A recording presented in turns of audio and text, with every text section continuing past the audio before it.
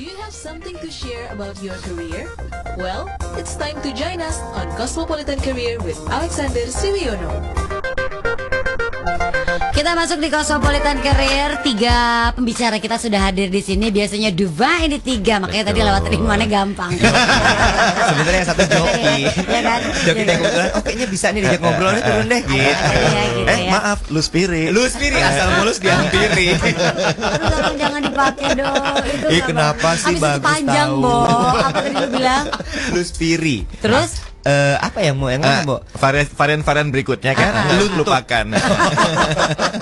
Oke. Tapi pagi hari ini ada sesuatu yang menarik untuk diobrolin. Ini adalah ngomongin gini, siapa sih yang nggak mau mendapatkan promosi? Benar. Ya, mau dapetin satu Kenaikan jabatan. Nah, itu ya dia. Kan? Semua orang dipromosiin mungkin dari yang tadinya pegawai biasa menjadi manaher gitu karena kan. gini, Bo, atau naik lagi deh setelah manaher ada tingkatan apa sih, Bo? Director, general manager dulu, baru director. Zaman dulu tuh kalau waktu di radio sebelah kan kayaknya ambisi itu harus ada.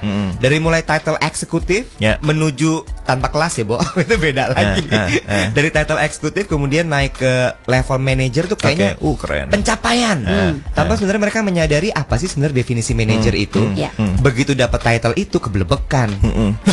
Kok kerjaannya banyak banget ternyata. Suka nggak ngeh sama job description-nya apa sebagai seorang cuma manager, silau sama ya title kan? doang. Jadi kalau misalnya Katu Nama udah ada manajer tuh keren. Oh, rasanya tuh bangga. Siap menghadap calon mertua. Nah, sadis. kayaknya gue kalau kawin udah siap, saya udah manajer. Sebenarnya tanpa tahu isinya apa di balik kata-kata manajer itu. Nah, dan belakang ini jujur gue sering banget melihat ada kata manajer itu kok kayaknya semakin banyak digunakan di mana-mana gitu kan ya. Nah, ini tanpa itu dia mungkin job description-nya apa nggak sih jelas. Sebenarnya. Problemnya adalah begitu ternyata kebelebekan dengan segala macam job description dan tanggung jawab. Tiba-tiba di tengah-tengah jalan kayak ngempos. Asik bahasanya. Bagus ya. Setelah lu spiri ngempos pas tuh. Yang lagi di BBM sama aja. Kayaknya bahasa-bahasa boleh tuh tadi. Ingat boleh nggak baca situs yang tadi? Ini out of the box, Mbak. Nah, terus kemudian setelah jadi ngerasa bahwa ini kayaknya nggak bisa nih, mulai mikir kayaknya gue belum siap jadi manajer. Kayaknya gue belum siap jadi general manager. Gue belum siap jadi director. Mulai oleng kapal. Apa yang harus dilakukan setelah itu? Oke, ini kalau kondisi ini terjadi, sebetulnya kita nggak bisa menyalahkan satu pihak saja. Tapi kalau berada di dalam organisasi, pada saat menaikkan seseorang menjadi manajer atau posisi yang lebih tinggi dari yang sebelumnya, ini kan bukan sekedar bahwa ada posisi kosong ditempati. Pada saat si anak atau si orang ini lebih di posisi tersebut dan ternyata belum siap, sebetulnya leader di atasnya lagi harus bertanggung jawab juga nih.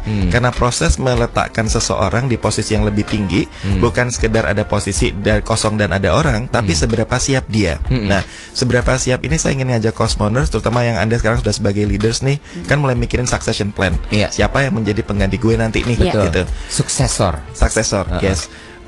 Yang disebut dengan manager itu kan sebetulnya dia memanage. Yang di manage itu 2 hal tuh Kak Iwan. Task and people. Tugas dan orang. Pada saat seseorang belum jadi manajer, biasanya dia yang dia fokuskan adalah pekerjaannya dia sendiri, memanage dirinya sendiri. Sementara pada saat dia naik posisi lebih tinggi, dia udah mulai memanage kerjaan timnya.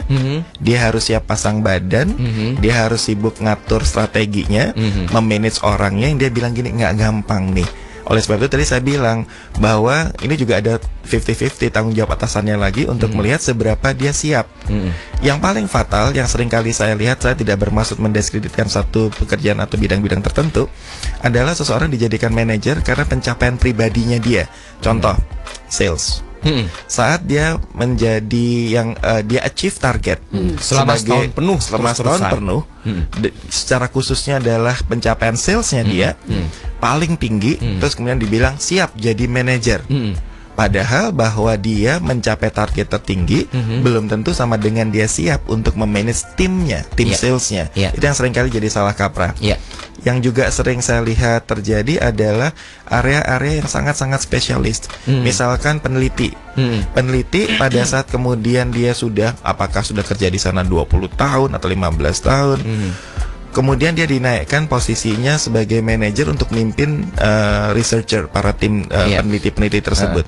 Belum tentu dia happy karena dia pekerjaannya sangat-sangat spesifik dan dia bilang, aduh saya milih spesialis deh, saya nggak mau ada di dalam struktural. Itu yang paling sering saya lihat terjadi di organisasi. Mas, mungkin gak sih kayak seperti ini? Kalau tadi tiba-tiba kita sudah menjalani profesi kita sebagai manajer, kita udah dapat kenaikan gitu ya. Terus tiba-tiba kita ngerasa kok gue nggak mampu. Ini job description is too much for me gitu. Tapi kan bisa jadi kan ini kan pengangkatan ini kan diangkat sama atasan. Kadang-kadang kan atasan bisa melihat capability dan kemampuan orang itu. Orang itu mampu, cuma mungkin dia belum push to the limit aja kemampuannya sendiri. Itu kan bisa juga kayak gitu ya, Mas? Bisa, makanya pada saat pengangkatan tersebut kita harus lihatnya 3 hal, can, want, and should.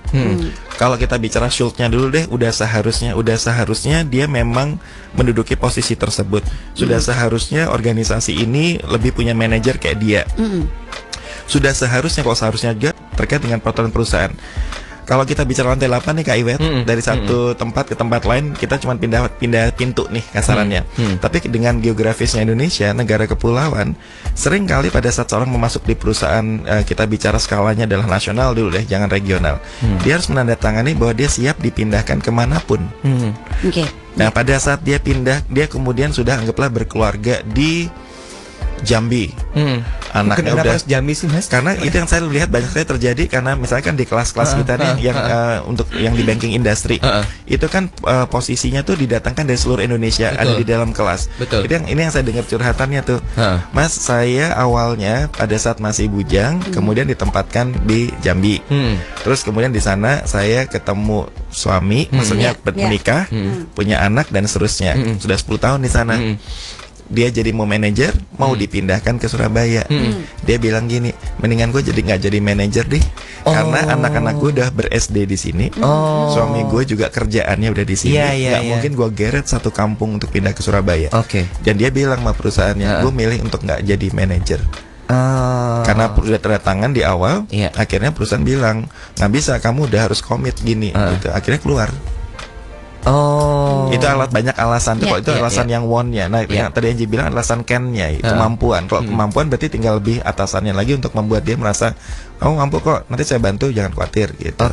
Apa yang terjadi kalau misalnya Anda sudah mendapatkan title tersebut dan ternyata belum siap? Kita ngobrol habis ini, Cosmoners. Kalau misalnya Anda punya pertanyaan juga seputar bagaimana mensiasati kejadian seperti ini, langsung saja di @cosmopolitan_fm atau boleh SMS kita ya. Sampai juga nanti Mas Alex memperkenalkan. Kan tadi kan bertiga kita bilangnya. Yang satu sih temen aku, Ningrum. Nah satu lagi siapa nih? Habis ini Cosmoners ya. Untuk info lengkapnya. Oke, kita balik lagi. Perkenalkan dulu dong Mas Alex. Siapa sih Mas sebenarnya nih? Ada satu lagi di timnya Mas Alex pagi hari ini. Selain ada temanku. Ini kan kepakelan supaya lengkap, ada permulaannya kan. Gitu. Kalau saya mulai dengan Alexander 29 Indonesia. Luar biasa. Oh, penaga nipu umur ya. Alexander 29 Indonesia. Terus Andika 26 Nicaragua.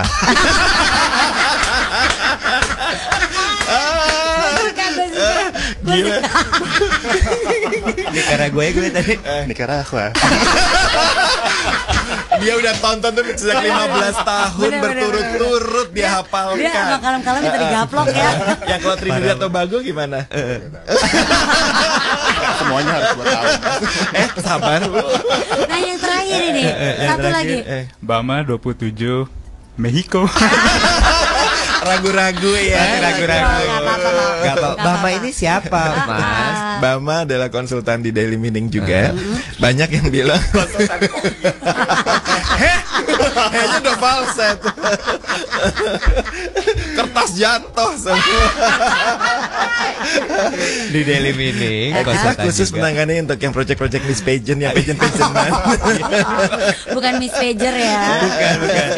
Jadi Bama ini salah satu konsultannya juga. Ini anggota terbarunya Daily Meaning. Almost 1 year. Oh, sudah hampir 1 tahun. Yes. Oh, berarti udah bisa pindah ke Daily Meaning ya? Belum. 2 tahun dia, 2 tahun. Jadi sebetulnya selama ini ingin sekali ikut siaran, tapi Ningrum nggak boleh. Nikah haprik gitu.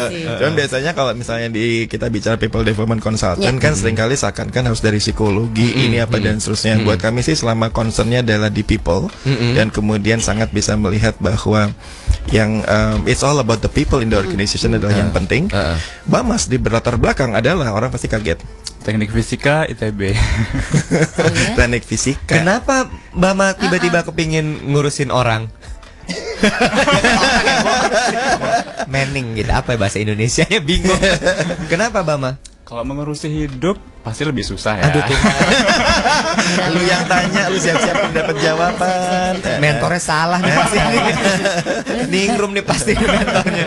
Terus kemudian Kalau mengurusi orang, menarik aja melihat dinamika orang dan gimana konflik dan lain-lain bisa diselesaikan dengan lebih simplifying life sebenarnya. Oke. Nah, kalau menurut Meksiko sendiri nih tentang keadaan Mexico ini sendiri, dimana kadang ada seperti tadi obrolan kita gitu, dimana orang yang tiba-tiba sudah menjalani profesi atau sudah naik jabatan sebagai manajer dan ternyata nggak siap gitu loh. Ini pendapatnya dari Meksiko gimana? Silakan, waktunya 3 menit. Legend kan, bukan 3 menit ya? Di telepon umum 3 menit. 1 menit. 1 menit dari sekarang. Kalau saya sih melihat bahwa banyak orang itu cuma berhenti di hardware. Misalnya kalau pria, dia mengaku pria cuma bisa menghidupi keluarganya, tapi kan dia tidak berpikir bahwa sebetulnya dia bisa berbuat lebih dari itu, which is membuat rasa aman bagi keluarganya, memberikan kenyamanan. Nah, sama kayak manajer, banyak orang berhenti di brand manager, title manager aja, tapi kamu jangan manja, pegang sendiri mic-nya, kasihan. Title manager aja, tapi kelihatan kan Ningrum nggak pingin melepaskan kekuasaan, nggak pingin. nggak bisa deh kayaknya. Lanjutkan Meksiko. Tapi seberapa jauh dengan title manager itu, dengan background dan experience yang dia punya, dia bisa memberikan added value buat timnya, buat organisasinya juga. Di situ yang lebih penting sih. Gitu. 1 menit. Tepat sekali, luar biasa jawaban yang sangat kena kesasaran dan diselesaikan dalam 1 menit. Bahkan yang luar biasa, Miss Meksiko tidak menggunakan bahasa dari negaranya, atau bahkan bahasa Inggris, tapi bahasa Indonesia. Luar biasa, mari kita beri tepuk tangan dulu untuk Meksiko. Luar biasa. Oke, ini balik lagi sekarang Mas. Nadi bilang bahwa balik ke Indonesia. Balik ke Indonesia. Indonesia. Sekarang giliran Anda. How are you? Kembali ke Anda coba dari Indonesia, kembali ke Anda. Indonesia kembali ke Anda sekarang. Polwan ya, Bu. Polwan juga ikutan. Bener. Bener-bener boleh dong, Bo.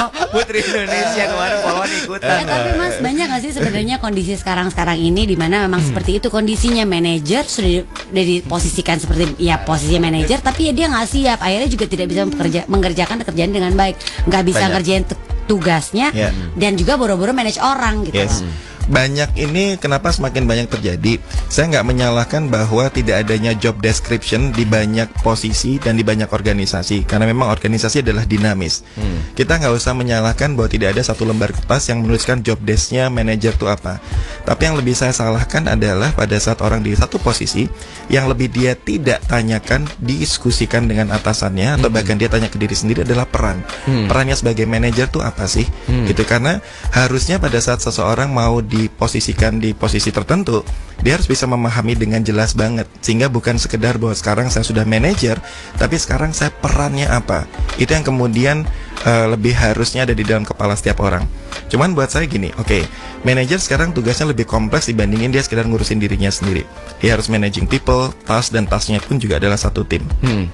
Kalau kebelebekan dengan urusan administrasi, which is misalkan bahwa email yang harus dia buka lebih banyak, dia harus tanda tangan lebih banyak, ya iya. Tetapi apakah kemudian dia tidak mengubah cara kerjanya menjadi lebih strategis? Harusnya manajer yang baik adalah juga mampu untuk membuat strategi supaya dengan peran yang lebih banyak dia nggak kebelebekan. Dia mulai belajar untuk delegasi, bahwa mana yang bisa didelegasikan untuk timnya, mana yang dia harus bikin sistemnya sehingga dia nggak harus ngerjain sendiri. Itu yang buat saya adalah manajer yang benar, adalah yang mampu untuk memanage pekerjaan dengan lebih efisien dan efektif. Karena kalau nggak pasti pulangnya paling malam. Karena pekerjaannya notabene lebih banyak, tapi harusnya dia harus temukan strategi untuk bisa lebih dikerjakan dengan lebih baik. Ini ada yang curhat nih. Ada yang curhat ya? Lani bilang gini, big issue sekarang adalah anak buah ngerasa pede abis kalau dia bisa jadi manajer. Padahal menurut kita as a leader belum siap untuk handle SDM. Ujungnya mutung deh. Nah, itu gimana ya Mas menghandlenya? Dicoba didelegasikan pada beberapa hal, gitu. Kemudian lihat apakah pada tugas-tugas yang kita delegasikan membuat dia sudah mampu melakukannya atau enggak, supaya sama-sama sadar diri. Kita nggak ngecap dia sok tahu, tapi di sisi lain dia juga mulai merasa bener juga ya, nggak gampang ya Bu ngejalanin perannya ibu itu, gitu. Apakah hanya sekedar mewakili tim atau kantor pergi meeting? Kalau hanya sekedar datang ke meeting klien itu beda, karena cuma nyodorin badan. Tapi mewakili organisasi, berperan untuk memimpin proses meeting, totally different. Itu yang saya bilang bahwa anak buah juga perlu ngerasain. Gitu.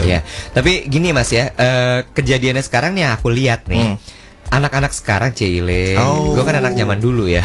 Enggak, tapi bener deh, keadaannya tuh mereka suka berasa keminter, seperti yang Lani bilang tadi. Udah ngerasa mampu aja. Ngerasanya mampu. Gue lulusan luar negeri, kemudian gue sudah hidup sendiri di luar negeri, gue masuk ke perusahaan lo, gue sudah memberikan kontribusi, sales gue achieve misalnya, atau achieve apa segalanya. Tapi mereka nggak sadar dengan bahwa menjadi manajer itu tidak hanya memanage diri sendiri, tapi ada anak buah nanti yang harus di-manage atau tim. Betul. Nah, kadang-kadang mereka mutung jadinya Mas, ngambek. Karena gini, gue udah waktu jadi manajer, kenapa gue nggak diangkat? Jadi nuntut. Coba kita ke generasi masa kini dulu. Saya memang ingin tanya kepada Dika dan juga Bama, karena terutama Dika waktu itu mengalami dari analis menjadi konsultan, dari memanage kerjaannya sendiri dan sekarang memanage tim analis, gitu. Pada waktu dirimu bergerak menuju ke posisi memanage, Dika, kalau di kita kan bilangnya konsultan bukan sebagai manajer tersebut, apa yang kamu bilang berasain bahwa terjadi perubahannya itu seperti apa, sulitnya di mana dan seterusnya?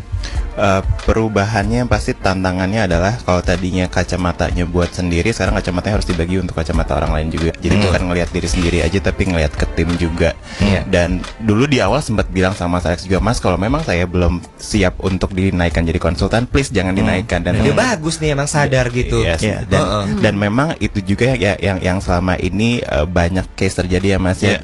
Banyak orang hanya sekedar ada lowongan posisi kosong, lalu yang di bawahnya ada langsung dinaikkan, tanpa memikirkan bahwa seberapa matang si orang ini untuk bisa menduduki posisi tersebut. Padahal kan untuk menduduki as a leader bukan cuma kompetensi, tapi juga emotional maturity juga penting. Sangat sih. Kalau ada yang kita sebut dengan obligasi moral, ini obligasi profesional. Pada saat dia belum memimpin, kesalahannya adalah dalam tanda petik malunya ditanggung sendiri itu. Paling cuman atasannya aja yang bilang ini tolong benerin seperti ini. Tapi pada saat dia sudah punya anak buah, seberapa jauh dia bisa jadi role model buat timnya. Itu yang kemudian harusnya mulai berada di dalam kepala seorang manajer yang mau jadi leader. Karena kalau kemudian tingkah lakunya kemudian timnya juga bilang, bos gue juga gitu kok, gitu. Itu yang buat saya adalah ada obligasi profesional yang membuat orang mempertanyakan sudah seberapa siap. Jadi kalau yang tadi Kak Iwet bilang, berasanya udah tuh anak-anak zaman sekarang. Saya sederhana, udah siap jadi role model. Karena itu yang kemudian buat saya lebih nampar tuh. Gitu. Ini sama kayak billboard yang gue baca tadi pagi, Bo. Jadi billboard sebuah iklan rokok sih sebenarnya. Tulisannya gini, eksis aja nggak cukup, lead now. Iya nggak sih? Nggak cuma lo kelihatan di sana sini, tapi lo siap nggak jadi pemimpin? Kita balik lagi abis ini Cosmoners ya. Not easy. Enggak ya. Kita akan balik lagi abis ini. Kalau misalnya punya pertanyaan, silahkan sampaikan di @cosmopolitan_fm. Featuring Rai, ini dia Permainan Cinta. Ini kita balik lagi Cosmoners ya.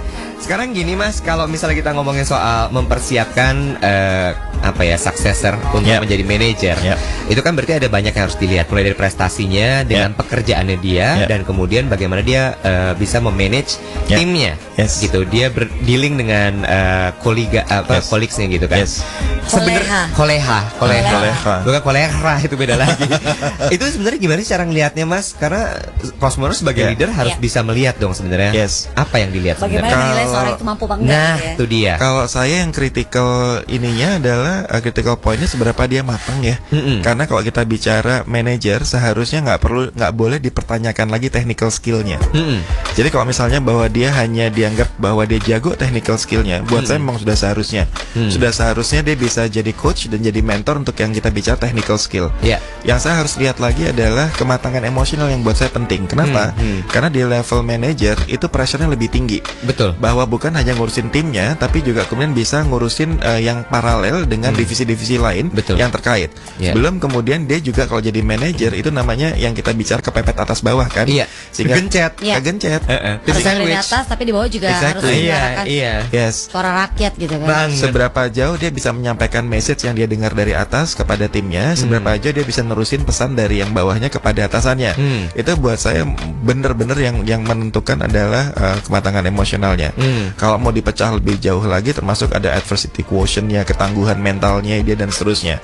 Karena kalau kita bicara tim, pada saat ada situasi konflik, pada saat ada situasi permasalahan besar, pasti dia akan ngeliat ke leadernya, bapak gue atau ibu gue, itu gimana nih dalam ngadepin seperti ini.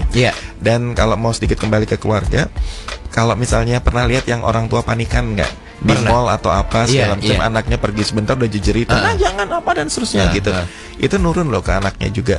Bagaimana bereaksi menghadapi situasi-situasi tertentu. Sama leader juga menurunkan pola reaksi kepada timnya. Jadi kalau misalnya leadernya adalah leader yang, saya nggak bilang leader deh, manajer. Manajer yang asal-asalan kerja, yang kemudian suka nyalahin bagian lain dan seterusnya. Percaya sama saya, anak buahnya juga akan kebawa pada saat kerja sama dengan orang-orang yang selevel tuh, juga pasti akan mau menang sendiri. Kenapa? Bapaknya begono. Jadi istilahnya nggak bisa disalahin juga kalau sampai ada istilahnya manajer yang jadi goyah. Sebenarnya lihat dulu direkturnya seperti apa. Iya. Ya kan? Jadi nggak bisa sepenuhnya kita menyalahkan mereka. Betul. Si general manajernya kayak apa nih kelakuannya? Mau nggak mau ada turun-temurun seperti itu. Ribet ya, Pak? Ini ada pertanyaan dari Asana Tiur Tobing nih. Kakak Tiur. Selamat pagi Kakak Tiur. Hai Mas Alex, sejauh mana sih manajer harus berempati sama kehidupan drama timnya? Bagus. I love you Tiur. Bagus banget ini Tiur ini adalah ibu kepala sekolah loh, Oke. Mbak Tiur, I love your question. Keren ini. Ini bagus banget. Ini gimana Mas? Aduh, kalau saya pinginnya lebih yang nyantai-nyantai aja. Makanya kan yang Daily Meaning sempat bikin yang simplifying life, no drama. Kenapa? Karena buat saya gini, semua orang pasti punya masalah, dan kita ingin di dalam keluarga, di dalam tim atau apapun, kita bisa bantu satu sama lain. Tapi kemudian harus pada porsinya masing-masing. Jadi pertanyaan saya gini, kalau ada anak buah Anda nih Cosmoners yang kemudian let's say lagi ada bermasalah kehidupan asmaranya atau kehidupan keluarganya, sampai suka kebawa kan kita pekerjaan. Kita pasti juga feel sorry kan, itu pasti nggak enak sama sekali. Yang kita bisa lakukan sebagai leader adalah how can I help you supaya kamu bisa fokus di saat-saat yang saya tahu kamu nggak enak ini. Jadi message-nya kita adalah apa yang bisa saya bantu supaya kamu bisa fokus. Dengan kata lain yang kita garis bawahi adalah kamu perlu fokus. Kenapa? Karena kamu punya tanggung jawab. Bukan dengan ikut serta di drama itu atau membiarkan dia semakin drama. Gitu. Kalau kita hanya sekedar bilang bahwa I understand this is not easy for you, mungkin pada beberapa situasi oke lah kita bilang ambil break dulu deh gitu. Itu boleh. Tapi seberapa jauh kita terus-terusan, apalagi situasinya dragging nih gitu. Dari satu hari, seminggu, 1 bulan, 2 bulan, life goes on. Tapi kita bilang apa yang bisa kita bantu nih supaya kamu fokus. Apa yang bisa saya bantu supaya kamu pada saat lagi nggak sedap nih hatinya, kamu kemudian nggak perlu menghadapi 1000 umat dengan bertanya kamu kenapa. Mau saya alihkan tugas kamu atau gimana? Itu buat saya tugasnya leader harusnya seperti itu. Ini balik lagi ya, bahkan untuk menyampaikan sebuah pesan pun sesimpel lo fokus dong. Nggak bisa semudah lo ngomong fokus dong, nyet gitu istilahnya ya. Enggak. Apa yang bisa gue bantu supaya lo fokus pada saat yang gue tahu ini situasi yang gak enak buat lo. Karena posisinya udah manajer, kalau lo rekanan kerja fokus nyet gitu kan bisa. Tapi kan kalau misalnya emang lo atasan kan lo harus ada wibawanya juga, itu part of wibawa juga nggak Mas? Atau yang misalkan kita bicara anak sakit deh gitu. Anak sakit kita nggak bicara drama deh, tapi bahwa anak sakit pasti namanya ibu atau bapak kepikiran. Betul. Kita fokus ke ibu deh gitu. Seberapa jauh responnya si manajernya ini pada saat ada anak buahnya yang bilang bapak atau ibu gitu, maaf bisakah saya datang terlambat karena anak saya panas gitu. Responnya si manajer ini menentukan loh. Apakah kemudian bilang hanya sekedar noted titik, atau terus kemudian please do, atau kemudian hanya sekedar bilang mau datang kantor jam berapa. Tiga reaksi itu akan menimbulkan pola yang berbeda di kemudian hari. Seberapa jauh dia merasa bahwa tempat ini adalah tempat yang membuat dia bisa tetap terus, bukan sekedar punya kerjaan, bukan sekedar survive, tapi dia merasa dia merasa bisa at the same time menjalankan banyak perannya. Dan buat saya itu penting sekali. nggak mudah. Benar. Ini balik sama Dika tadi. Dika sempat mau cerita soal apa anak-anak zaman sekarang dengan mereka berlomba. Ya, yang tadi aku mau share. Oke, jadi kan kalau kondisinya sekarang adalah misalkan nggak siap karena udah menduduki posisi sebagai manajer. Tapi gimana ketika kondisi nggak siapnya bukan karena dirinya nggak kompeten dalam untuk menjalani sebagai manajer, tapi lebih karena faktor di luar itu. Jadi saya akan share ini cerita dari ibu saya. So dia bekerja di salah satu organisasi dan di bagian research and development. So beberapa kali dia mendapat promosi dan sempat diambil. Cuman setelah itu at some point dapat promosi lagi sampai 3 kali dan dia nggak ambil. Karena karena mengalami rheumatic virus. Which itu 1 dari 1000 orang yang mengalami itu karena lumayan susah. Dan akhirnya dia memutuskan untuk saya nggak ambil promosi ini bukan saya nggak mampu, karena memang saya nggak mau dinilai ketika saya ada di posisi itu dengan keterbatasan saya malah menyebabkan omongan orang banyak. Sehingga dia memutuskan so saya harus bikin suksesornya dengan baik. So jadi bukan dia yang maju tapi dia menyiapkan orang-orang, lo yang maju, lo yang maju, lo yang maju. Bagus sekali seperti itu. Kalau kondisinya seperti itu sebenarnya gimana sih, Mas? Buat saya itu yang harusnya terjadi. Jadi apakah kemudian beliau kepada timnya dan beliau kepada atasannya ini memang harus diomongkan secara terbuka. Jadi ini yang saya concernkan pada banyak organisasi itu betul-betul seperti kayak hukum dagang. Ini lo harus gini, lo harus gini, harus gini. Padahal kalau dilihat kasus per kasus, kita bisa bilang gini, orang ini akan sangat bisa perform dan akan sangat bisa punya kontribusi pada organisasi kalau kemudian terjadi proses saling mensupport satu sama lain. Siapa juga yang ingin kemudian dalam kondisi sakit 1 banding 1000 kita bicara dalam kasus ibunya Dika, yang kemudian organisasi kemudian bisa melihat bahwa perannya ibunya Dika adalah mempersiapkan suksesor untuk bahkan melewati dirinya kan Mas Dika. Gitu, itu yang buat saya perlu diobrolkan. Nah, agak sedikit saya perluas seberapa jauh organisasi tidak kehilangan orang-orang yang keren di organisasi yang kemudian lebih terseleksi dalam tanda petik bukan secara alam tapi secara kultur, secara family, secara organisasi yang kemudian membuat terutama perempuan-perempuan lebih nggak bisa naik ke atas. Saya pernah ngobrol ini dengan Ibu Swidali Syabana yang mengumpulkan banyak CEO lainnya dan mempertanyakan pada saat organisasi Anda mau memilih level directors, yang biasanya Anda punya pilihan tuh berapa banyak pria dan berapa banyak perempuan. Di level manager mungkin ada 5 perempuan dan 5 laki-laki yang sama bagusnya. Tapi semakin ke atas, kemudian tiba-tiba pilihannya adalah menjadi 1 perempuan dan 4 laki-laki untuk dipilih siapa yang mau masuk dalam jajaran BOD. Ini yang kita bilang proses terseleksinya karena apa saja ya. Kemudian keluarga bilang udah deh nggak usah karir tinggi-tinggi, manajernya udah cukup, nggak usah jadi GM lagi. Begitu dipromosikan jadi GM merasa bersalah karena keluarganya bilang gitu, keluar dari kerjaannya. Yang kedua, dengan jadi GM dan itu GM-nya dia harus kontrol seluruh Indonesia, membuat bahwa dia lebih jarang ada di rumah. Tetangga mulai bilang, ibu macam apa, anak masih SD, kemudian banyak perginya. Terus kemudian dia bilang, aduh mending kagak jadi GM deh. Manajer ke GM, apalagi ke direksi. Direksi kemudian mulai bilang gini lagi nih ibu mertua, nggak usah jadi direksi dong ceng, lawang suamimu manajer. Nanti kalau di rumah gimana? Itu yang kita bilang banyak sekali faktor-faktor yang membuat, terutama kalau kita bicara perempuan, saringan-saringan yang kemudian membuat bahwa potensi yang keren ini juga nggak sampai naik ke atas. Sepupu saya dia memimpin untuk kawasan Asia dan setiap 2 minggu harus ke Beijing. Anaknya masih 1 tahun. Yang kemudian akhirnya dia bilang gini, aduh saya nggak bisa nih gitu. Pada saat dia boleh sama suaminya sampai ganti pekerjaan untuk lebih ngasuh anak di rumah. Gitu itu bentuk lain kan. Tapi akhirnya dia bilang sama perusahaan, enggak, prioritas saya adalah sekarang saya lebih dampingin anak-anak. Perusahaannya bilang gini, ya udah kamu sekeluarga pindah ke Beijing. Kita bahkan cariin kerjaan buat suami kamu. Tapi pada saat mereka rundingan keluarga, mereka bilang enggak deh, kita nggak mau pindah ke Beijing. Akhirnya apa? Akhirnya adalah bahwa si sepupu saya bilang lebih baik saya downgrade, posisi saya lebih rendah, tapi saya memanage yang Indonesia. Itu yang saya bilang bahwa pilihan-pilihan kalau didiskusikan dengan organisasi akan ketemu titik temunya tuh. Sebenarnya. Oke. Gitu. Oke. Kita break dulu sebentar ya. Habis ini kita balik lagi. 90.4 Cosmopolitan FM, your personal station for modern women. Ini kita ada balik yang bertanya lagi nih Cosmoners. Ada Hari Ponco nih Mas Alex. Mas Alex, seorang manajer adalah orang yang harus siap berkorban perasaan, baik ke bawahan atau ke atasan. What do you think, Mas Sun? buat saya bukan korban perasaan, tapi memang harus punya dinding perasaan yang lebih tebal karena perannya banyak. Gitu. Jadi misalkan ngadepin apakah ada anak buahnya yang nggak mateng, gitu kan? Terus kita tarik napas dulu, terus gimana caranya untuk membuat dia lebih mateng? Atau punya anak buah yang emosional, gitu kan? Bayangin bahwa kalau kemarin dinding emosi kita juga sama tipisnya sama anak buah tuh, gitu. Waduh, keder tuh langsung. Atau kemudian bahwa atasan kita marahin kita atas hasil kerja anak buah kita. Jadi buat saya memang dalam tanda petik bahasanya Mas Ponco adalah korban perasaan adalah memang diterjemahkan jadi harusnya punya dinding perasaan yang lebih tebal karena memang pasti serangan-serangannya kan lebih banyak. Gak usah jauh-jauh Ji, orang tua deh kalau ngambil rapot anaknya sama-sama ketemu di sekolah tuh sama orang-orang tua lain tuh. Begitu kan ada orang tua lain yang bilang gitu, tuh anaknya siapa sih? Kayaknya dekil banget. Padahal itu anaknya kita tuh, ya kan? Ayo, reaksinya kita apaan? Ya kan? Itu yang kita bilang bahwa ada sejumlah emosi yang ditanggung oleh si orang tua tuh, gitu. Sama, leader juga sama, gitu. Ini ada Pauline Kasih.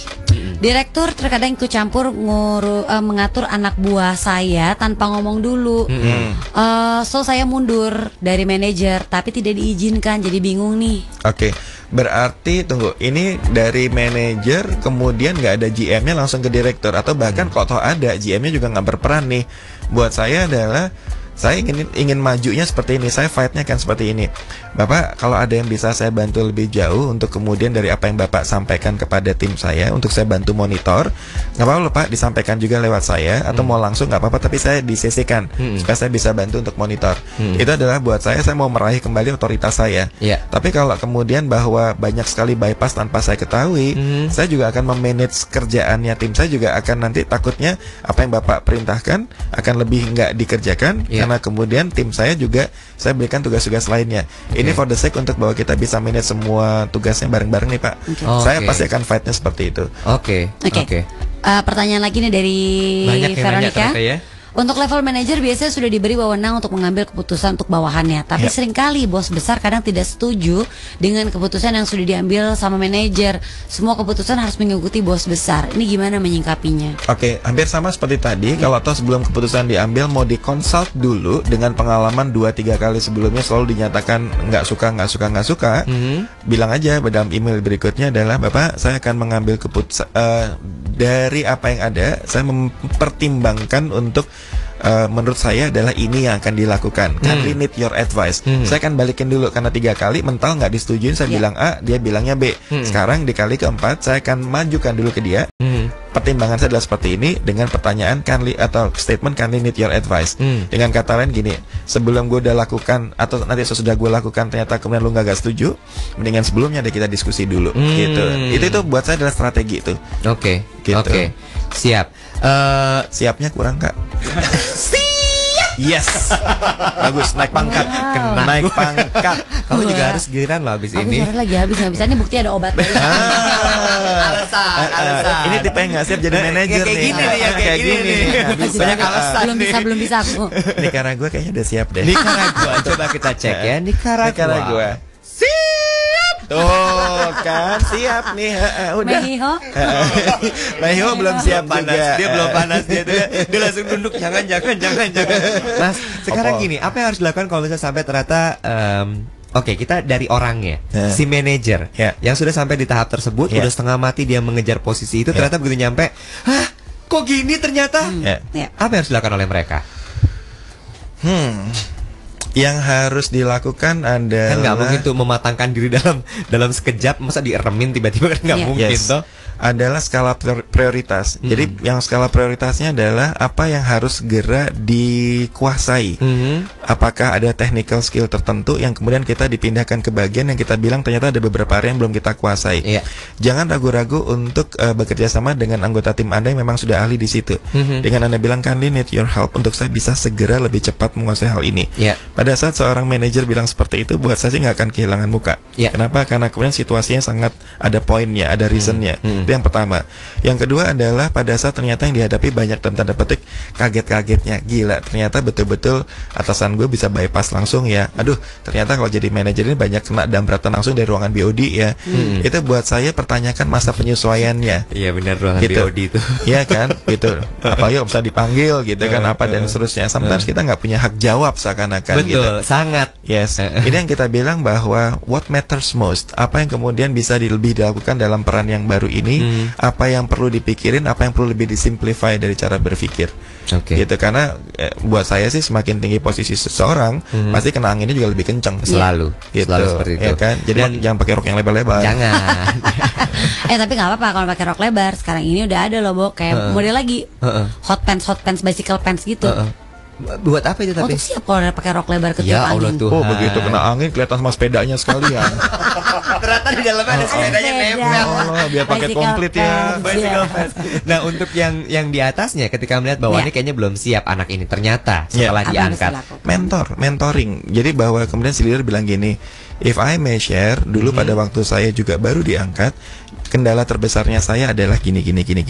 Is that the same problem that you face now? Satu. Yang kedua, pada saat itu yang saya lebih lakukan adalah saya nggak tahu apakah itu masih relevan dengan kondisimu sekarang. Proses sharing dari seorang leader yang di atasnya lagi kepada manajer barunya seperti itu buat saya very comforting, membuat dia bilang saya punya orang yang bisa saya lebih ajak ngobrol nih, nggak dicemplungin langsung seperti itu. Jadi buat saya mentoring is a must.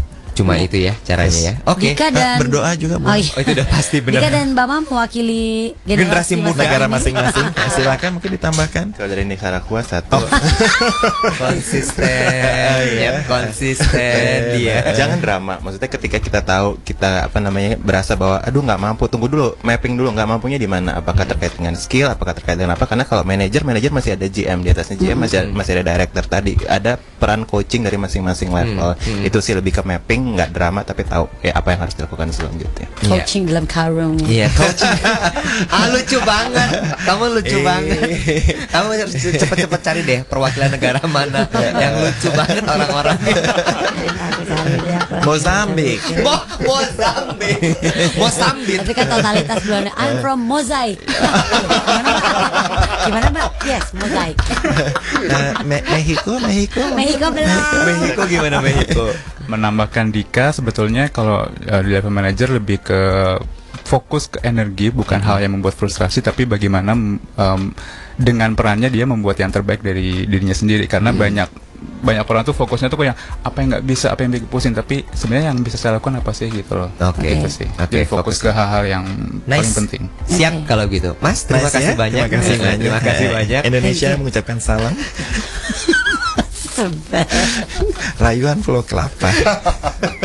Sampai minggu depan ya Mas ya. Kalau aku ingat. Mas coba Apa sih? bawa lagi ya. Oke, boleh. Biar menemani.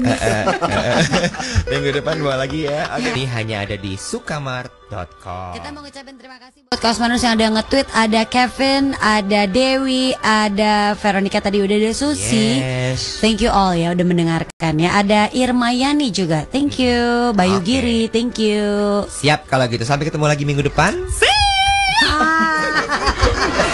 There you go. Now, are you ready to break through? Cosmopolitan Career with Alexander Sriwiono is presented by 90.4 Cosmopolitan FM.